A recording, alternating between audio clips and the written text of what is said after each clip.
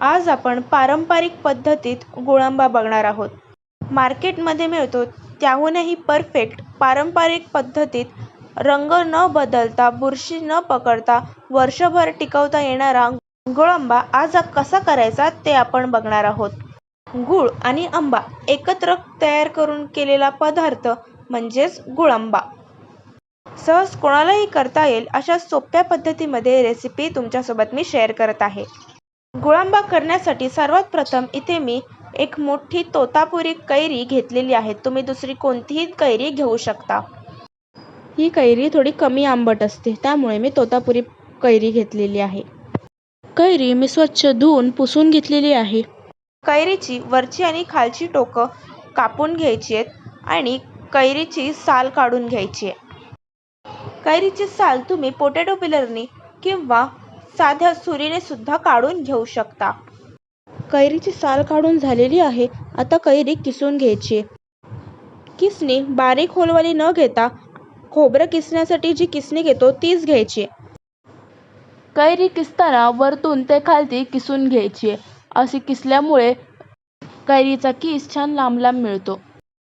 पॅनमध्ये 1 चमचा तूप घालून घेतले.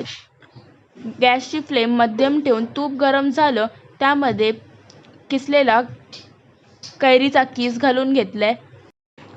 तुम्हाला तूप नसेल आवडत तर तुम्ही 1 पळी तेल सुद्धा घालून घेऊ शकता, पण शक्यतो गुळांबा करताना तुपाचाच वापर केला जातो. हा गुळांबा वर्षभर स्टोअर करायचा असल्यामुळे त्यामध्ये अजिबात पाण्याचा वापर करायचा नाही आहे.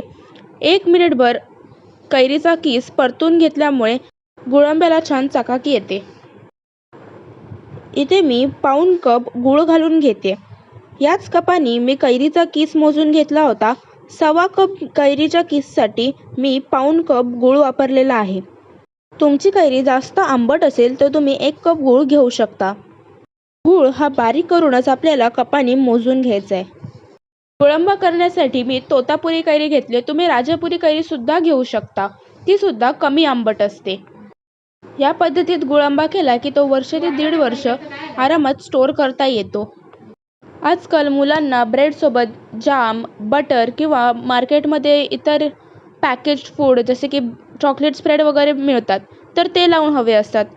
कधी तोंडी लावायला भाजी नसेल तर तुम्ही चपाती, भाकरी किंवा भातासोबत हा गुळांबा देखील खाऊ शकता किंवा मुलांना चपातीला लावून किंवा ब्रेडला लावून टिफिनला सुद्धा देऊ शकता. गॅसची फ्लेम लो ठेवूनच गुळांब्यातलं सर्व पाणी सुकवून छान कोरडा होईपर्यंत गुळांबा परतून घ्यायचा आहे. गुळांब्यामध्ये जर पाण्याचा अंश राहिला तर गुळांबा लगेच खराब होण्याची शक्यता असते. अशा पद्धतीत गुळांबा करून तुम्ही तो मोठ्या चिनी मातीच्या किंवा काचेच्या बरणीमध्ये स्टोअर करून ठेवू शकता. जर तुम्ही जास्त प्रमाणात करणार असाल तर रोजच्या वापरण्यात येईल इतका छोट्या बरणीत काढून घ्या. असं केल्यामुळे सतत बरणी उघडबंद होत नाही आणि त्यामध्ये इतर सूक्ष्मजीव देखील जात नाही. काढण्यासाठी जो चमचा घ्याल तो सुद्धा ओलसर नसावा.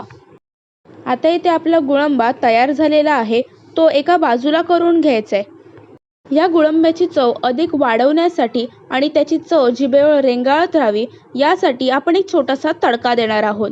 त्यासाठी मी त्याच पॅनमध्ये 1 चमचा तूप घालून घेतले. त्यामध्ये 5 ते 6 लवंगा घातलेत. 10 मिनिटभर लवंग परतून घ्यायचे.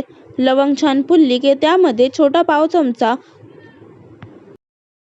आता ही फोडणी लगेचच गुळांब्यामध्ये परतून घ्यायची. तयार केलेली फोडणी गुळांब्यामध्ये मिक्स करून घेतली की गुळांब्याला छान चव येते.